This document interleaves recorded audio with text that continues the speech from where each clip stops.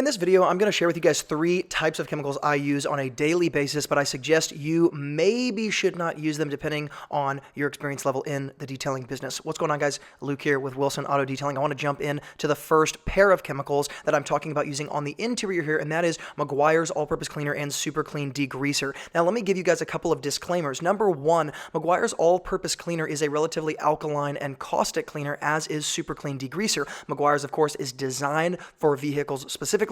Super Clean Degreaser is a general degreaser that a lot of people have imported into the detailing world. Now, why am I saying that I like these products, but you shouldn't necessarily use them? Number 1, let me start with Meguiar's All-Purpose Cleaner. As a general rule, it must be diluted at least 10-to-1 to avoid what I would call is this appearance of a white chalky residue that can notoriously appear on old, more darker colored door panels like the one you see here when you're using it in conjunction with a steamer. It can happen without the use of a steamer as well, but it's sort of this white chalky residue that you might call a chemical burn. There have been other detailers in the past who have kind of talked about how this is sort of the plastic, the impurities in the plastic coming out. That is objectively not true. I promise that is not what's happening. I've actually asked 2 different chemists to explain this phenomenon to me, and it has nothing to do with the impurities in the plastic of the door panels. It's just not, that's not correct, okay? But what is happening is there is a bit of a chemical burn happening. Now, Super Clean Degreaser is not necessarily something I would suggest for the interiors, though I would say 80 to 90% of the time it can be used on most interiors and you're not going to damage anything. The problem is, of course,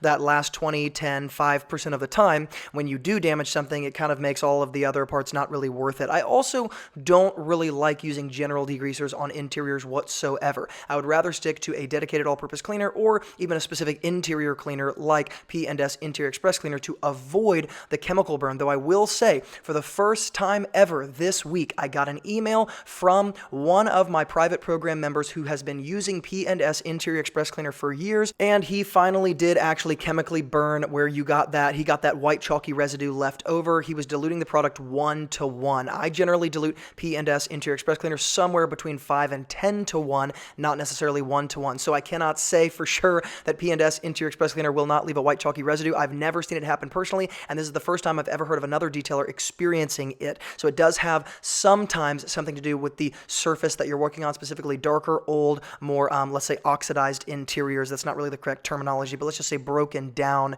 interiors. Now, all of that being said, the way I would caution you guys to use Super Clean Degreaser, or when using Super Clean Degreaser, is on exteriors. The primary way you're going to chemically burn something is on oxidized, darker clear coat or darker paint with clear coat that is, of course, more oxidized on top of it. This is specifically true if you're using Super Clean Degreaser to remove bugs or something like that. It's not something I do in my professional business anymore because I just can't take the risk of chemically burning paint and then having to polish over it, and then of course the polished areas not really matching the unpolished areas because the polished areas are so shiny and it happened on the oxidized paint in the first place. Those are the 2 ways I would really caution you using Super Clean Degreaser and Meguiar's All-Purpose Cleaner professionally. The next chemical that I want to highlight here is a chemical that I don't go anywhere without having it in my arsenal, but it's called Rapid Remover. It is an adhesive remover. I rarely purchase it because I use so little of it in my detailing business, and the reason I'm bringing it up is because it is one of those contradictory products where I would say I always have it with me, though I rarely use it, and I don't necessarily suggest everyone else use it because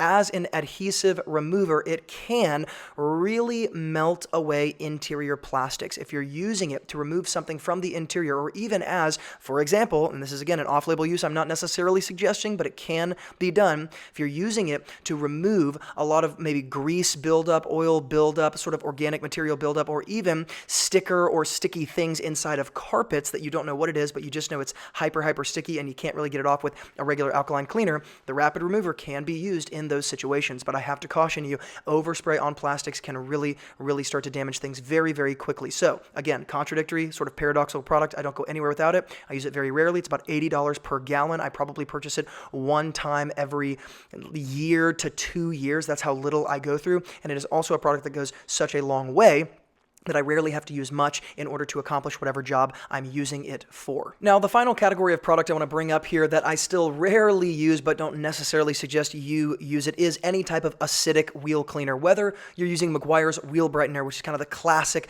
version of the detailer's acidic wheel cleaner, or you're using Superior Products Aluminum Brightener, or really any other type of acidic wheel cleaner for that matter, the reason why this is a product that I would say I use but I don't necessarily suggest you use it is because, number one, it is without a doubt out the most effective wheel cleaner on planet Earth. Acids are going to break down brake dust better than anything else, but the question is at what cost? Number one, of course, if you're using it on a powder-coated wheel or an aftermarket wheel of any kind, I don't suggest using it. It has to be classically clear-coated factory wheel. That being said, if you're working on that type of wheel and using an acidic cleaner, it will break down the brake dust better than basically anything else, like I said. The problem is the active ingredients that are often in these type of acidic wheel cleaners are things like hydrofluoric acid, and they are objectively horrible for your health, whether you're breathing it in, whether you're getting it on your skin, right? Your skin is like your most porous organ on your body, so things obviously, if oversprays in the air, they get into your skin and get absorbed to your body that way. It's something I didn't think about